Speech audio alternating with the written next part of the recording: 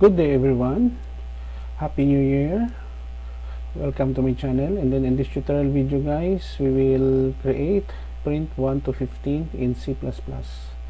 Before we start, I would like to say thank you so much to all my subscribers, supporters who are always supporting my channel. Thank you for your watching my videos, likes, comments, dislikes, and subscribing.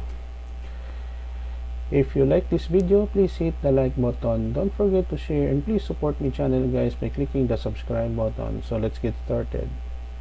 I am here in Code Blocks as my integrated development environment that is free to download in the internet. So we have here sharp include IOStream for input output in line number 1. In line number 2, we have here sharp include IOmanip for set width or spacing later on. Line number 4, int main, it is a function, it is the starting point of every program execution. Line number 5, begin. Line number 6, new line, std console out. And then line number 7, we have here the title, print 1 to 15 in C++. The \t is horizontal tab, escape sequence in C++. Line number 8, we have 2 new line, and then to display 1 to 15, I'm using for loop statement.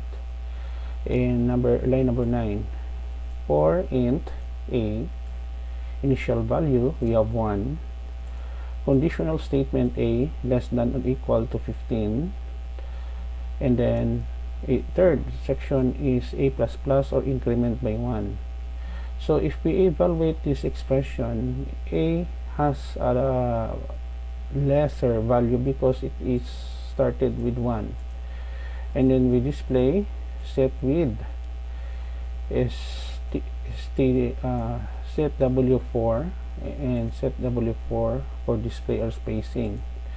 Now this command std : set w, we can only use this if we declare this input output or in IOmanip header file.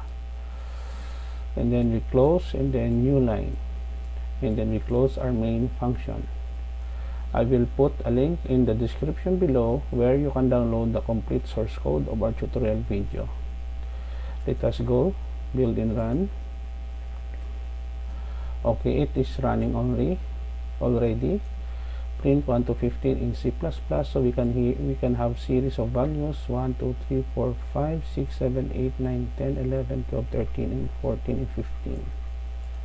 Okay, so it's correct. Let us close our program.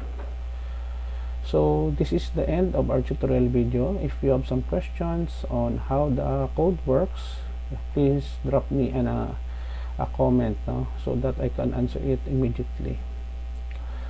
Thank you so much guys for watching. I hope that we can have more upcoming videos this 2022. Happy New Year everyone, and then I just pray that we have a prosperous new year. Don't forget to like, share, and please support my channel guys by clicking the subscribe button. I will put a link in the description below where you can download the complete source code. Thanks again. See you in the next video tutorial guys. This is your friend Jake saying bye bye for now.